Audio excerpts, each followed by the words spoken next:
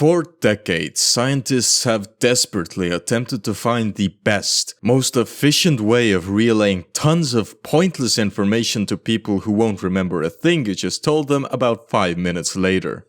Unfortunately, the scientists have yet to discover the answer, so the iceberg format is probably the next best thing. Ladies and gentlemen, welcome to the first ever official Corsicar-approved Automotive Iceberg. Compiled with the help of users from the Corsicar Experience Discord server, this beast is, as far as I can tell, the first of its kind. However, let me be the first one to say this collection does not encompass the entire 140-year history of the automobile or the whole automotive industry from around the world. Sure, we could spend 10 minutes talking about the Audi A3, then the Audi A4, then the Audi A5, maybe even the Audi A6. But that's not very interesting now, is it? Instead, think of this as a collection of interesting tidbits and automotive oddities from throughout the years. Strange controversies, obscure cars, odd factoids, the like. But in no way is this list complete. There are tens, maybe even dozens of entries that could be included in here, but aren't. In fear of the list becoming monotonous or overly repetitive, I've kept it rather short. We start off at the top with stuff that's become rather commonly well known, even among people who might not be actively interested in cars. As we make our way through the layers towards the bottom, things become more obscure, stranger, perhaps even a bit conspiratorial. But that's for later. As I said, we start off with the boring stuff at the topmost layer of the iceberg. Ford Pintos exploding. The 1970s Ford Pinto gained infamy after reports showed its gas tank could catch fire in rear-end collisions. Ford later prioritized costs over safety, figuring out that it would be cheaper to settle lawsuits rather than to fix the problem in each car, leading to even more lawsuits and a major scandal which has resulted in the Pinto name becoming rather infamously well known, even amongst normal, everyday people, further exacerbated by inclusions in pop culture and different media over the years. Dieselgate. In 2015, it was revealed that Volkswagen had equipped millions of diesel cars with software designed to cheat emissions tests, causing a massive legal and financial fallout for the company, something that has reverberated throughout the industry to this day. What's interesting to note is that Volkswagen is by no means the only manufacturer to have cheated in emissions tests in this way. Basically, all of them did so. It just so happens that Volkswagen's scandal was the one that blew the door open, and because of it they received the most attention. Test mules. These are prototype vehicles disguised with fake bodies or camouflage. Automakers use them to secretly test new engines, chassis, and technologies before official release. Famous examples include the Prangler, which was a cheap Wrangler used to prototype the Plymouth Prowler, and the XJ220 van, a Ford Transit van with the Jaguar XJ220's 540 horsepower twin turbocharged powertrain. The cars of the Sultan of Brunei.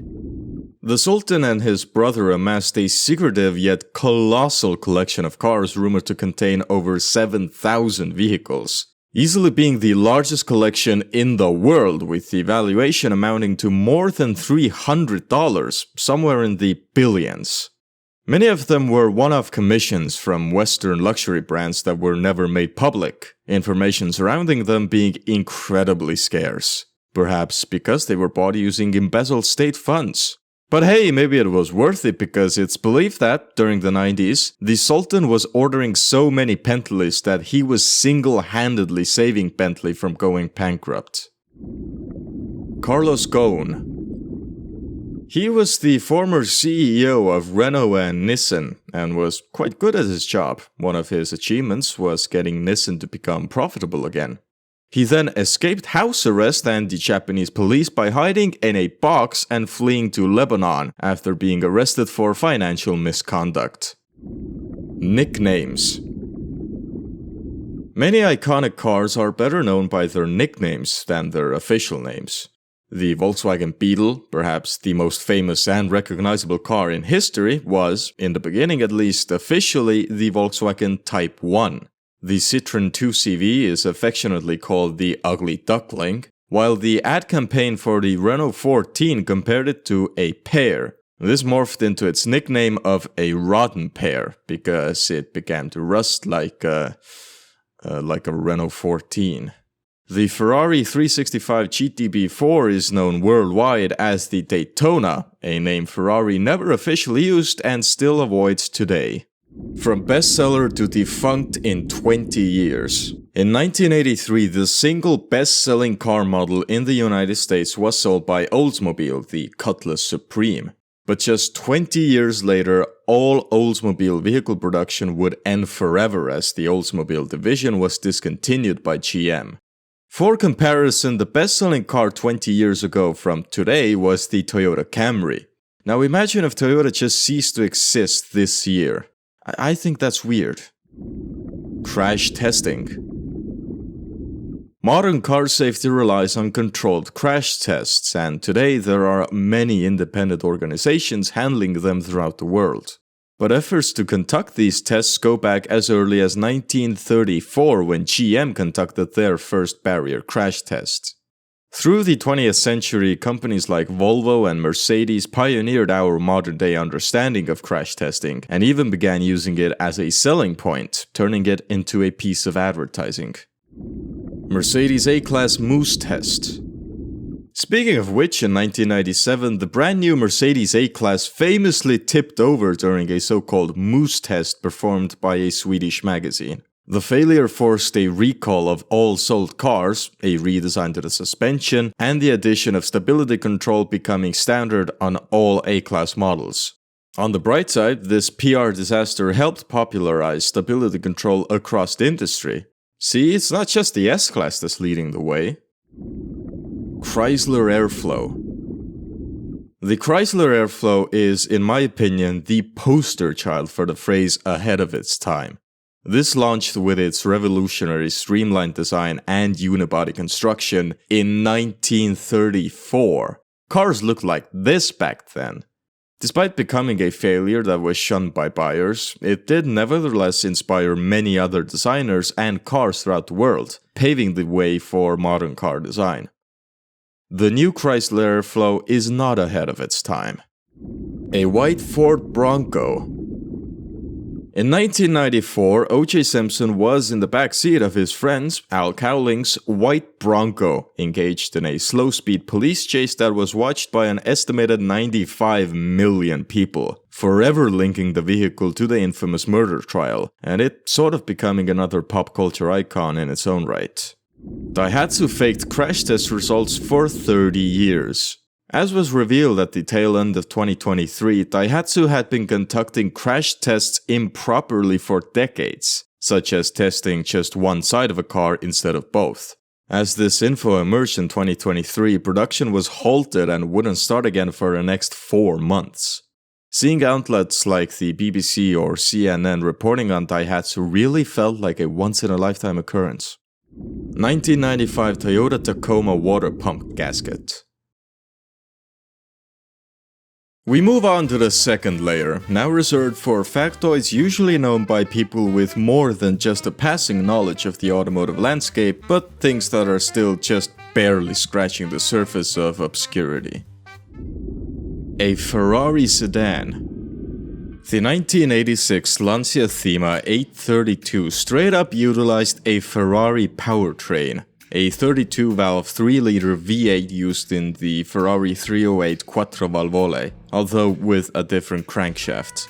Better than that, it featured the world's first electrically deployable rear spoiler. God, is this thing cool.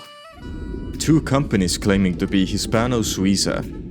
In the 2010s, 2 companies claimed ownership of the historic Hispano-Suiza name. A Spanish company building the Hispano-Suiza Carmen, and a Swiss one ran by an Austrian automotive designer who seems to have written his own Wikipedia page, planning to build the Hispano-Suiza Maguari.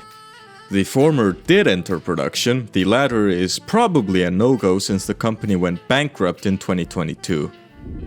Post-production cars.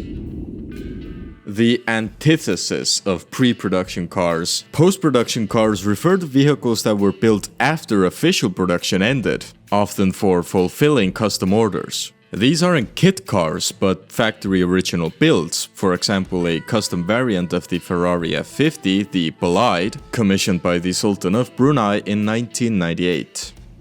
Fiat loves communism. Fiat played a very important role in helping to establish car production in a great many deal of Soviet and Eastern Bloc countries.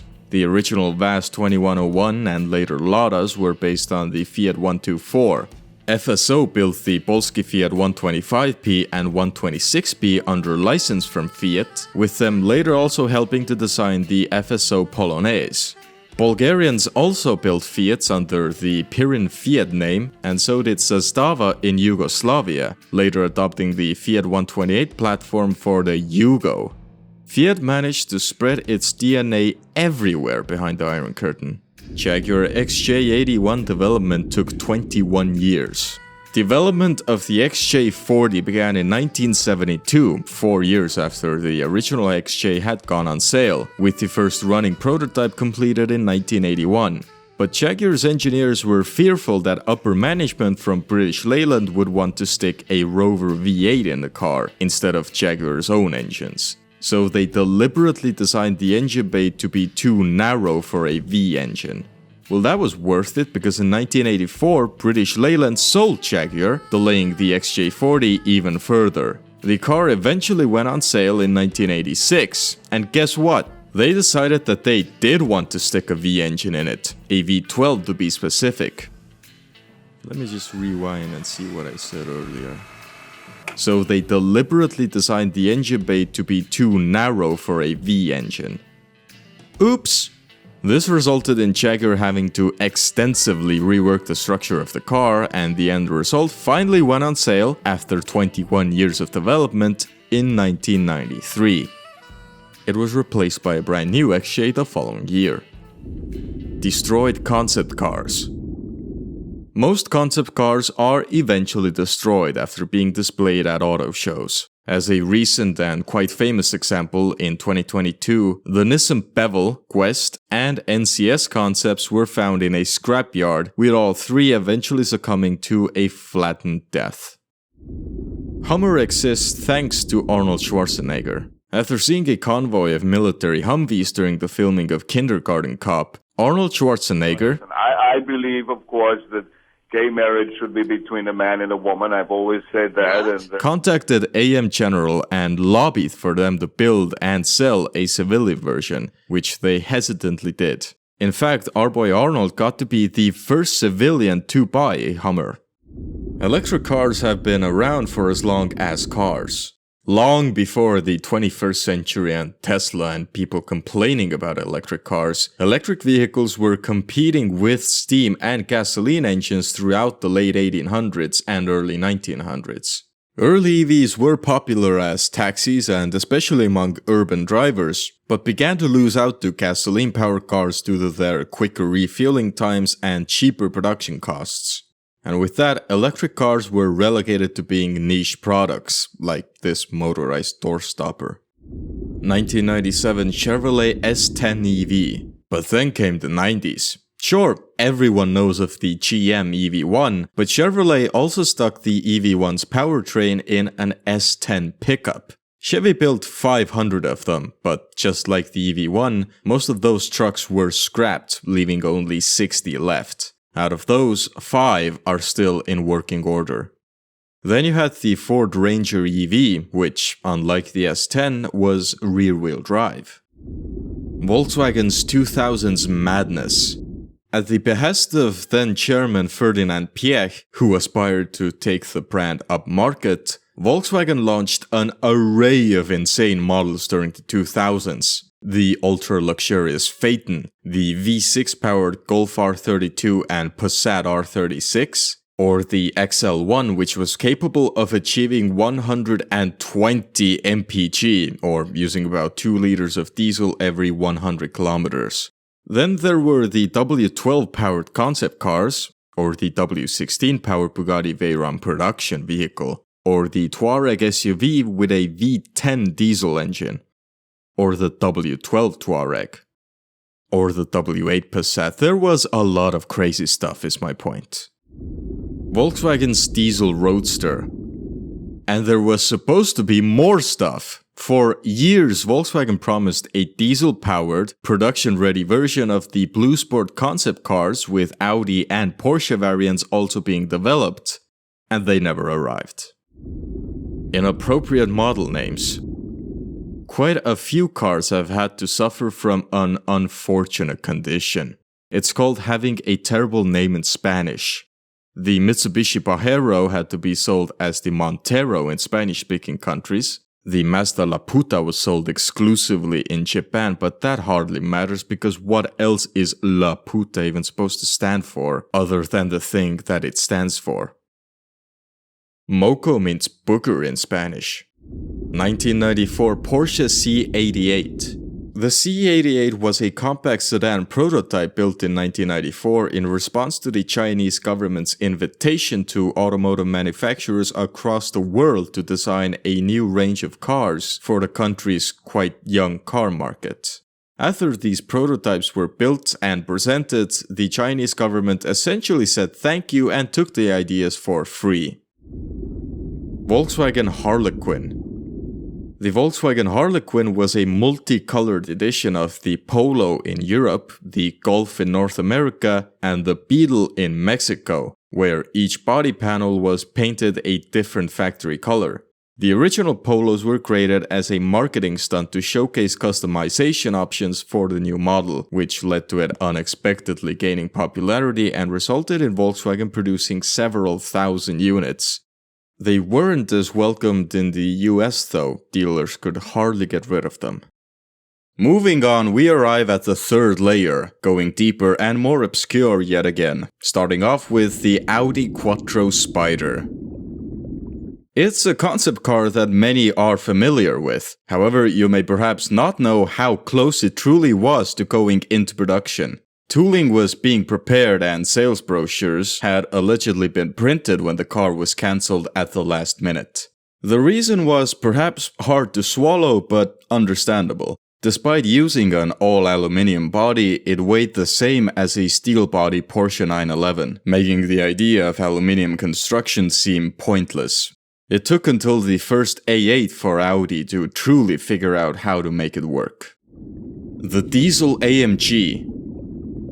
The one and only Mercedes C30 AMG CDI equipped with a 5-cylinder 3-liter and making 228 horsepower, but more impressively 539 Nm of torque.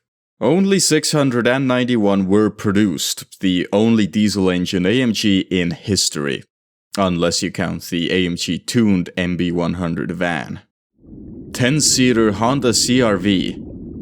In the 2000s, Honda sold the CR-V with 10 seats in the Philippines, owing to a local classification which allowed it to be classified as a utility vehicle, not a car.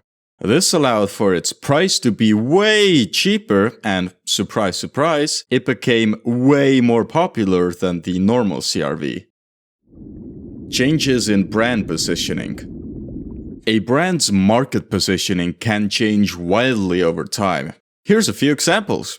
While Opel may have been competing with the likes of Rolls-Royce in the 1920s, any hopes of continuing that were crushed after GM acquired the company and destroyed every Opel Regent produced up to that point, to avoid it competing with cars from their own Cadillac brand. On the contrary, starting in the late 1980s and early 90s, Volkswagen began shifting Audi's target market upmarket with the V8 and Audi 90 in order to properly compete with BMW and Mercedes-Benz. The new United Motor Manufacturing Incorporated company was a joint venture between GM and Toyota created in 1984 to teach GM lean manufacturing in order for them to improve quality. Lean manufacturing is a method of manufacturing that was an integral part to Toyota's culture of production, nearly as integral as making sure those silly guys waving their flags get to work on time each morning. NUMMI ended in 2010 amid the recession. GM was not able to implement lean manufacturing in their other factories. A Renault 5 Turbo accident led to the Hans device. Following the death of Patrick Chakmar from head injuries following a crash in a Renault 5 Turbo, the Hans device was specifically introduced to reduce the likelihood of head or neck injuries. GMC's only passenger car. For a few years during the 90s, GMC sold a variant of the T-body platform as the subcompact GMC Chevette sedan in Argentina. Today, it remains the only passenger car ever sold by GMC in its history. Samsung SSC-1. From the makers of the Samsung Galaxy Beam, here comes the Samsung SSC-1, a coupe unveiled in 1997. It featured a fiberglass body and plenty of Nissan-branded parts, including the powertrain. But only one was ever built before the Asian financial crisis appeared and killed the project for good. Also, there might have actually been two of these that were made, but it might also just be a conspiracy theory. Porsche minivans and family sedans.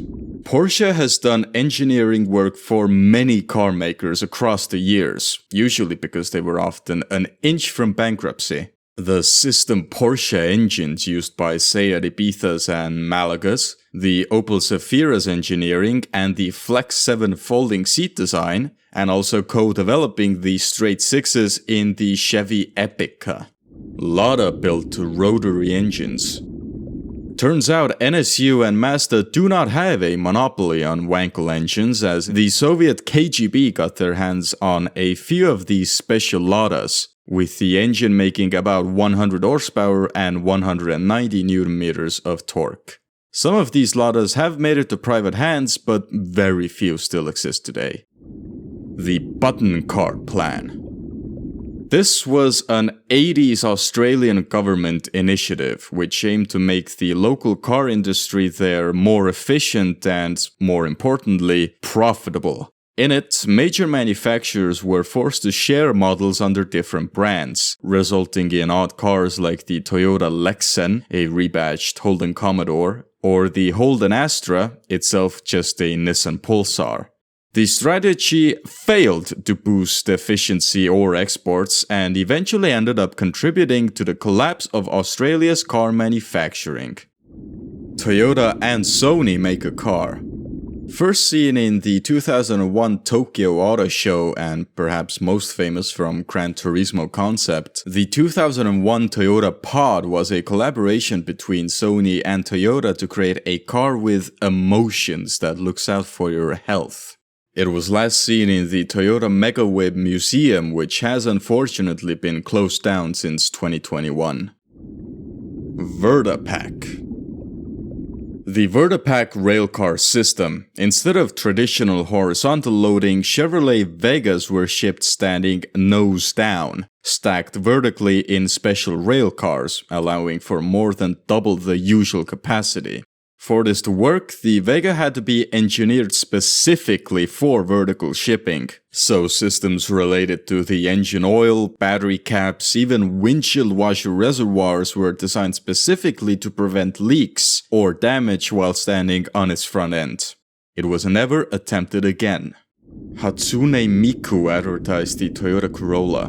Toyota featured Hatsune Miku in several adverts of the 2011 Corolla. This means something to a lot of people, but unfortunately I am not one of them.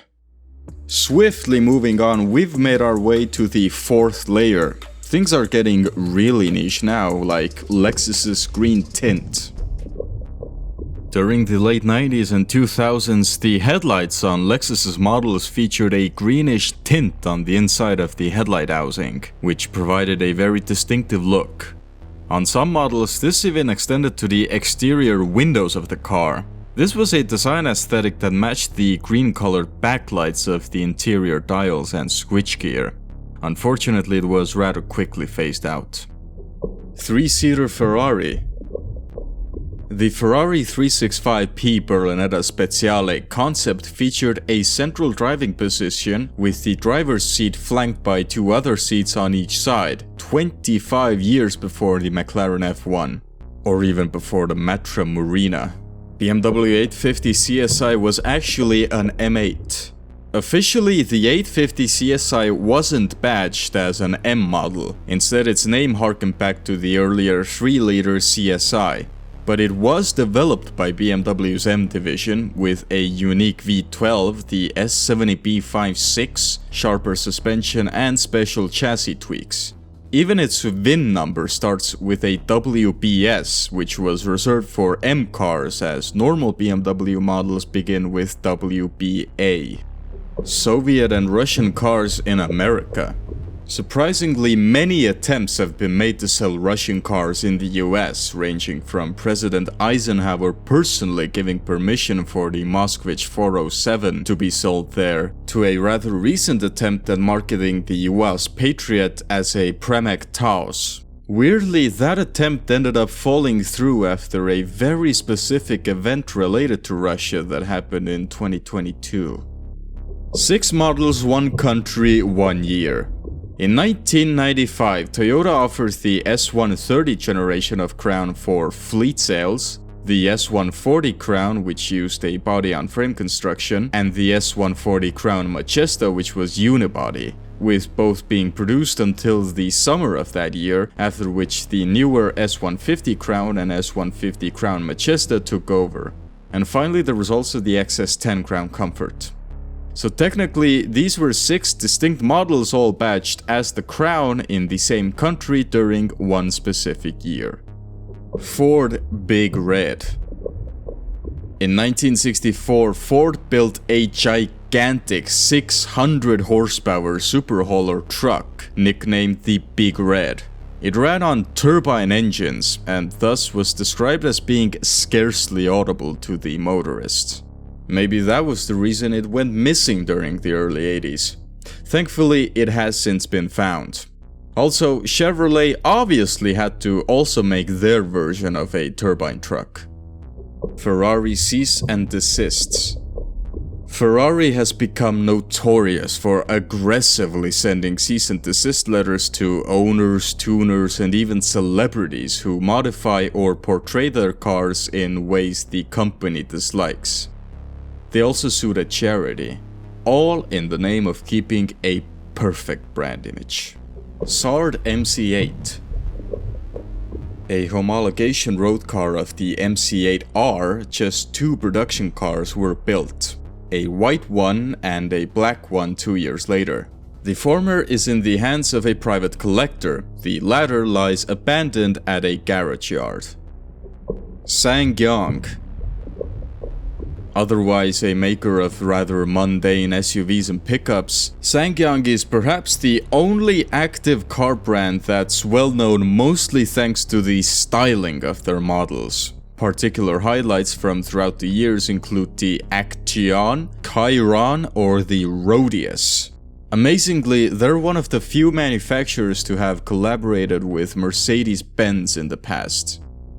Daewoo Matiz was a rejected Fiat concept. Italdesign revealed the Lucciola concept car in 1993, inspired by the original Fiat 500, which they also wanted to be put into production. Eventually though, they were rejected by Fiat, so Italdesign shopped the design around and managed to sell it to Daewoo, which put it into production as the original Matiz. Lamborghini LM003. The LM003 was an SUV proposal designed by Zagato during the 1990s, at a time when Lamborghini was still owned by Malaysian and Indonesian investment groups. That was the reason why the LM003 project was ultimately cancelled amid the Asian financial crisis. But despite being canned 30 years ago, its side profile has come to predict modern car styling oddly well. Korean cars in Japan. Despite efforts to break into the notoriously hard to get into Japanese market in the early 2000s by brands like Hyundai and Daewoo, Korean automakers have struggled badly in Japan for various reasons. Chief among which is that the people of the two countries do have rather negative views of each other. Hyundai pulled out in 2009 after managing to sell just 15,000 vehicles in 8 years, but has since made a comeback, selling only their electric lineup. We continue diving even further and have finally reached the 5th layer. If you already know everything that's listed here, good for you. Corvette C8 Glow Plug Light. The mid-engine C8 generation Corvette features a glow plug light on the dashboard that goes unused for obvious reasons. The obvious reason being that it's a mid-engine sports car that weirdly does not come with a diesel engine. According to GM, it's a result of part sharing, but the dash of the C8 Corvette is exclusive to the Corvette. Make of that what you will. George Bess. Bess was a former CEO of Renault until 1986, when he was assassinated by the militarist anarchist organization Action Direct for his restructuring efforts at Renault that led to mass layoffs and factory closures. The Chevrolet Suburban is older than the chocolate chip cookie. The Suburban nameplate has been around for more than 90 years, predating the first written recipe for chocolate chip cookies, and even predating the birth of Benson Boone. Ajax is repatched to Nash in 2 days. In 1926, Nash Motors abruptly rebranded its newly introduced Ajax line of models as Nash to boost sales, even offering free nameplate swaps to owners. To do this, production was stopped for 2 days while Nash hubcaps and emblems were retrofitted to all unshipped Ajax brand cars. Real stone trim. On the C215 generation of the Mercedes CL, customers could choose to spec their car with genuine stone trim for its interior. These were thinly sliced layers of actual granite. I don't think many people went for this option though, which is good. It's really ugly. Andorra's best-selling car. In 2024, the very best-selling car in the tiny country of Andorra was the Porsche 911. Running up the top 3 were the Toyota GR Yaris, specifically at 2nd place, and the Porsche Cayenne taking up the 3rd place spot. Lonsdale. Lonsdale was a brief venture importing Australian-made Mitsubishi Sigmas as a separate brand, Lonsdale, to bypass Britain's car import quotas that were specific to cars that were built and brought in from Japan. Only around 780 units were sold before Lonsdale was discontinued in 1983. By now, despite efforts to find a single remaining car, it's likely that every Lonsdale has gone extinct by now. Oh, how interesting. I only now remember that I have an entire video that goes more in depth with the history of Lonsdale and its eventual disappearance. I think it's a good video. Subaru Vivio's name. The name of the Subaru Vivio K car is derived from its engine displacement of 660 cc's, with VI being the Roman numeral for 6 and O representing the number 0. 660 becomes VIVIO or simply Vivio. Elizabeth Carmichael's Dale. Elizabeth Carmichael was a con artist who promoted the Dale car in the 1970s, a three-wheeler that promised to achieve 70 miles per gallon. The project was later exposed as a massive scam, with Carmichael facing fraud charges and going on the run, the car never making it to production. Oh well, there's a surprise. There are many excellent videos and articles on this topic, and I highly suggest reading and watching about 3 of them. Typo on warning sign. A warning plaque on the Yamaha YTM 200ER misspells half as harf. Oh wait, that's not a car. 1775 de Cugno. A machine built by French inventor Nicolas Joseph-Cugnot for the French army, the steam-engined Fardit de Cugnot is considered to be the world's first self-propelled vehicle. Maybe it should gain the title of the world's first car. Discuss. Jeep's 7-slot grille was designed by Ford. Ford, while building the Willys Quad under license as the Ford GPW during the Second World War, created a more efficient flat grille with vertical slots to simplify production and reduce costs. This design was in turn adopted by Willys and they really liked it. Jeep still really likes it today. General Motors' brands. Throughout their long and storied history, GM has owned or operated more than 35 brands. Way too many for me to name all of them. So here's a list of them instead. Some have been region-specific, quite a few of them are specific to Canada actually. Others have simply been forgotten to time. I mean, do you remember Carter Car? Not talking about this one. By now, we've reached the depths of automotive history, known and remembered only by the few who can truly consider themselves as part of the elite. That's why some of these could just be conspiracy theories or legends. This is Tier 6, beginning with airbags going off on the wrong side.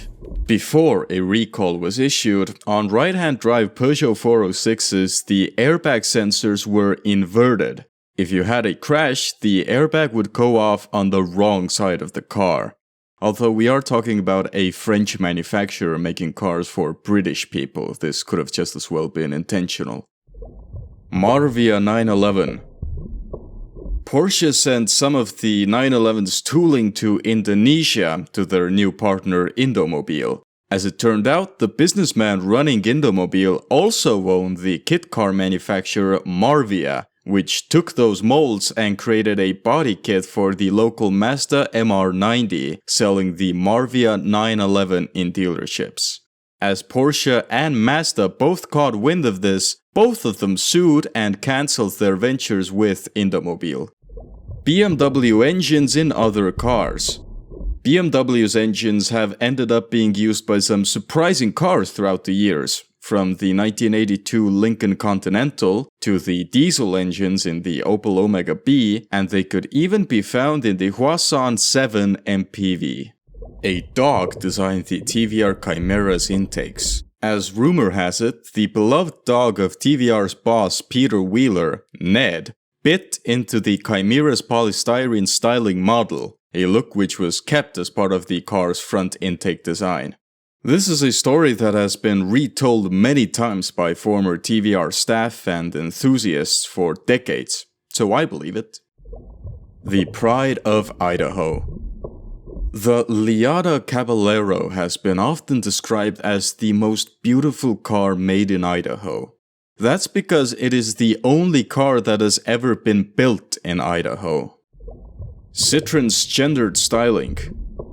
While the Citroen C2 was more marketed towards a young male crowd, its 5-door equivalent, the C3, was marketed to a female crowd. Some even speculate that the designs of the cars were also geared towards each gender, with the C3 featuring many rounded shapes and almost no sharp corners. The C2 was styled with wide wheel arches, more hard edges, and a flat back.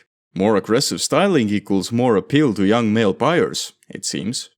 Audi R8 Brazilian Special Edition. In 2012, a website malfunction resulted in a customer ordering not 1, but 15 white Audi R8s, with manual transmissions, directly from Audi. The manual option was otherwise not available in Brazil, so once the 15 cars arrived in the country, they were designated as special edition models and sold on to customers from there. Hyundai Stellar Wagon. The wagon variant of the Stellar was not on sale for civilians. The 400 wagons that were produced in total were in use by the Korean police. Today, none of them are known to have survived. DMC DeLorean, a bestseller. The best-selling car in history, from a manufacturer that only ever produced one model, is the DMC DeLorean, with around 6,000 being sold of the around 9,000 cars that were built in total. That DeLorean car was such a nepo baby, I tell you. Lamborghini EV1 van. In the late 80s, being desperate for cash, Lamborghini developed a prototype van called the EcoVan or EV1, which was a collaboration between various Italian companies with the goal to create a fleet of high-technology electric vans. The project was ultimately cancelled and all prototypes scrapped. Little information and about 2 images have survived of the EV1. We have arrived at the 7th layer, the second to last one.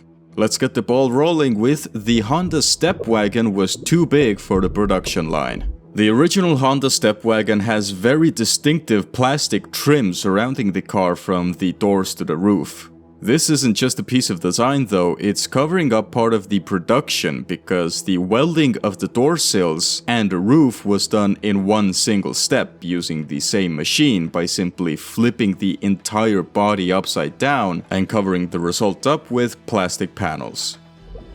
Highest output French car. Barring Bugattis, because I say so, the most powerful road car produced in France continues to be the Venturi 400 Trophy, more than 30 years after being built. Muhammad Ali's Lettuce car collaboration. During the 80s, Muhammad Ali invested in the Brazilian car maker Puma, which planned on launching a special edition of the car centered around Ali's involvement. Having brokered the deal with Sheikh Al Fasi of Saudi Arabia to order a couple of hundred cars to sell around the Middle East, called the Puma Al Fasi, the plans were cancelled after the Sheikh was charged with tax evasion. The word lettuce in this instance comes from Al Fasi, which in Portuguese sounds like the word for lettuce. So, lettuce car. The only non-green Lotus Carlton. The Lotus Carlton, and Omega, a lot of people forget that, is a car synonymous with its imperial green paint job. So the British television series Charmin featured probably the only non-green Lotus Carlton in the world, as the production team thought the original color was too dark for the film cameras. The car was later resprayed back to imperial green. Warren Goodwin made GT40 replicas and killed his wife. Fiberfab founder Warren Bud Goodwin built GT40-inspired fiberglass kit cars through the 60s, before being convicted of voluntary manslaughter for killing his wife, Jamaica Karen Goodwin, who was also a Fiberfab company executive. Bud later died in prison during his 1-year sentence. Audi Ultra. Audi Ultra was intended to be a submarque of Audi, with Ultra models being positioned above the regular RS models, focusing on lightweight construction, with Audi aiming to beat the Porsche 911 in particular. After continuous changes in management, the first RS5 Ultra project was scrapped. For more info on this, do check this excellent video out. Mirav 2. Mirav 2 was a prop vehicle made for a Norwich Union TV commercial, where it's shown to be the newest Soviet supercar. 2 were produced for the ad, one as a prop and another powered by a Beetle engine, one of which was at some point bought and turned into an actual street legal vehicle. Look, they even managed to register it as a Mirav. Repurposed K-trucks. This is perhaps a bit out there, but in rural Japan, older K-trucks are sometimes repurposed as diggers or farm equipment. And they look incredible. I do advise you to put on your tinfoil hats as we dive down into the deepest depths of the iceberg, the very final layer. Rengsjöbilen. Rengsjöbilen was a very obscure manufacturer which made just 10 cars in the 1910s before production swiftly ended. Apparently, just one piece of physical evidence of the car's existence remains, as allegedly the founder's son once secretly borrowed a car, crashed it, and then had a new grille made to cover up the damage. The original was tossed into a lake to hide the evidence, but was salvaged years later and donated to a local museum. Wikipedia calls him a naughty boy. Honda stole the HR-V's design from Lada. From the late 80s to the mid-90s, Honda's delegation visited Lada's manufacturing plant in trying to seek further cooperation between the companies, being presented with prototypes of a new Lada Niva. Honda later released the original HR-V in 1998, bearing a striking resemblance to an early sketch of a VAZ 2123 done in the early 1990s. Now, a Lada designer has, on multiple occasions, said this story is true, that Honda was a bit inspired, before backtracking and claiming it could be true. I'll leave it up to you to decide whether you believe it is true or not.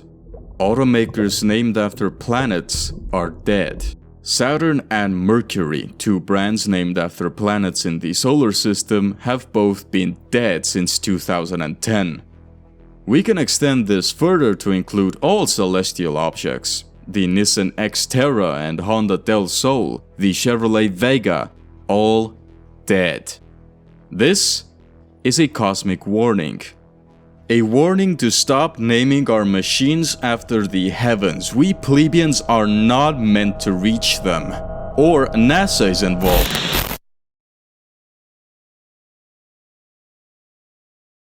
Thank you for sitting through it all. And thank you to all of our new members. ZLA838, Ewan Clegg, SPACL9, Oliver Naim, Haley Parton, Piotr Badowek, Gunni, Animation Sky, Forgotten Man, Ardino Atöljem, FJU, True Identity 1, Iran Chalian, Timmy KP, Andrei Kubet, Unknown, Yeet Karle, Moni Eco, Terry Morker, Frano A, Willie Who, MHDS Ilham, Gao, Blood Shadows, Bertram, Elite Hunter 76, Him, and Josh Compton.